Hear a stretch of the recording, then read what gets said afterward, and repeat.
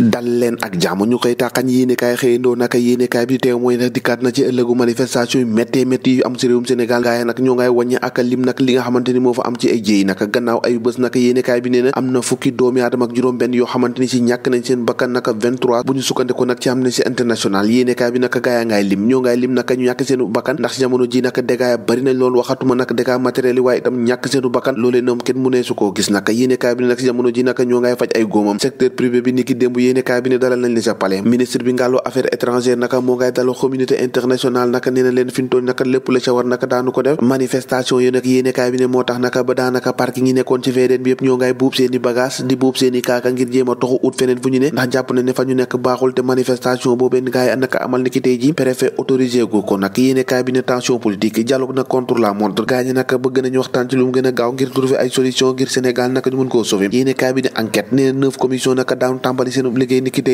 tey ji naka Macky Sall joxe na naka date nee na 25 juin naka la fas yéene joxe naka conclusion yi tukkee ci boobu le dialogue naka su ko defee naka Macky Sall dina jàkkaarloog askanam naka daal dee addu jëmale ci loolee naka ay obstacle maanaam jafe-jafe yoo xamante ni si moo tax rek yéenekaay bi ne na lu jëm ci loi électorale bi naka fintoon yi amee gàllankoor naka yéenekaay bi di enquête xëy na koo fësal na leneen moom la quotidien yéenekaay moo di manifestation F24 naka préfet ban lànk na nag ba tëddee suuf naka boobu le manifestation du ko autorisé waaye naka ñu waa F24 naka gisuñu loolu naka joxe nañ rendez-vous niki tey naka ca VDN boobee ñoom ak seeni membre ngir manifestation boobee ñu daal di koy amal Walf Quotidien dikkaat naka ci Macron ak Macky Sall ñoom ñaar ñu dend naka yéenekaay bi ne naka am na waxtaan woo xamante ni seq nañ ko ci téléphone nag ana lan la ko Macky Sall wax ki nga xamante ni si moo di Macron yéenekaay bi naka dikkaat na ci L'Express yéenekaay naka moo ngi ñuy jéem a tàqañ naka li nga xamante ni si moom la ñaari président yooyu wax naka di Macron ak Macky Sall yéenekaay boobee naka di nax nag Macky Sall moom si jamono ji Macron mu ngi koy xalal yoon woo xamante ni si daanu ko mën a génn naka yéenekaay bi ne na Macron nee na naka am na loo xamante ni si daanaka boo ko bàyyee liy ñëw sa kanam mooy daax bokk na ci nag ay poste yu mag yi nekkee ci Afrique waaye itam yoo xamante ni mën na teewal Afrique foofu ca G20 yéenekaay bi ne naka loolee daanaka moo ëpp ci waxtaan wi nga xamante ni moo dox ci diggante Macky Sall ak ki nga xamante ni moo di Emmanuel Macron ñu bàyyi Macky ak Macron dal ci lii quotidien mi nga xamante ni dikkaat na ci manifestation Benno ak F24 naka cak-cak yaak livreur marchand ambulant ñoom ñëpp naka suñ doon nag ñoo ngay dànkaafu ndax jàpp ne dañoo sonn lool lii nag dafa war a dàkk ndax ci jamono ji benn ayu bés rek des ndax ñu dem ci tabaski bi dañoo bëgg a liggéey naka daan suñ doole am lu ñu yóbbu seen kër waaye naka amul leen loo xamante ni ci jamono ji mën na tax rek ba duñ jàkkaarloo ak ñoom ndax jàpp nañ nag ñoom moomuñu réew mi ñi si des dañoo war a liggéey kon naka bu ñu xajamal dëkk bi yéenekaay bi naka dikkaat ci leneen te moo di 100 milliards yi nga xamante ni si war nañ koo dugal ci campagne agricole boobu banque yi moom engagé nañu ngir fexe rek ba préfinancé loolu naka yéenekaay bi xëy na koo fësal yéenekaay bi di direction ne 100 milliards subvention yoo xamante ni jëm na ci mesure ngir accompagner li nga xamante ni moo di campagne agricole boobee naka yéenekaay bi di direction ne engagement banque yi naka daal dinaa dikkaat ne ne boo ko xaymaa naka toll na ci 100 milliards yoo xamante ni ci wàllu mbay mi lañ ko war a dugal rek ngir fexe rek ba campagne boobee mun a ñoŋ loolu de baax na ci baykat yi li baax l'observateur moo ngi koy jéem a wax audience bi nga xamante ni patronat bi am na ko ak Macky Sall sans concession la ko yéenekaay bi tuddee ay tontu yu weexkat yoo xamante ni Macky Sall dina ko faa jibal jëmale ko ci manifestation ak troisième mandat chef de l'état boobee naka nee na tey la gën a dogg rek ngir traquer ñi nga xamante ni si ñoo di yàqkat yi nee na seul cadre de discussion naka jàpp ne fi mu toll nii moo di dialogue bi su ko defee nag solution mun naa am tabaski nag bokk na ci li nga xamante ni daanaka moom lañ doon gën a waxtaane dialogue politique bi nag démarré na ay liggéeyam Seydou Nourou Ba nag moo nekk ci commande bi ngir fexe ba doxal li nga xamante ni si moom la Macky Sall sóob naka ci boobu le dialogue yéenekaay bi nag si jamono ji di Vox Populi dikkaat na ci manifestation Pastef nag moo ngay recensé nee lu tolloo ko ñaar fukki doomi aadama ak juróom benn yoo xamante ni si ñàkk seenu bakkan ñeent ñoom bu saa si tembe kenn mënagul leen a identifier maanaam ñoo xamante ni kenn xàmmeegul leen 500 blessés si diggante Ziguinchor ak Bignona Daaru Muxti ak Dakar sans manifestation yoo xamante ni si ay bal blanche lañ leen dóor 8 bal yoo xamante ni si ay bal réel la ak ñaar ñoo xamante si jamono ji dañoo am chirurgie faciale nag si jamono ji ñu dal leen koy defal lépp nag boo ko boolee nag 550 arrestations depuis le début nag de la caravane de la liberté yéenekaay bi nag xëy na koo fësal nag waa Pastef ñoo ko dal dee génne li génn ci critique yéenekaay nag moo di Bougane Gueye Dany mi demoon nag ca Touba daanaka nag la Macky Sall defoon taxaw na ci kanamu xalif bi nag daanaka di acculé foofee Macky Sall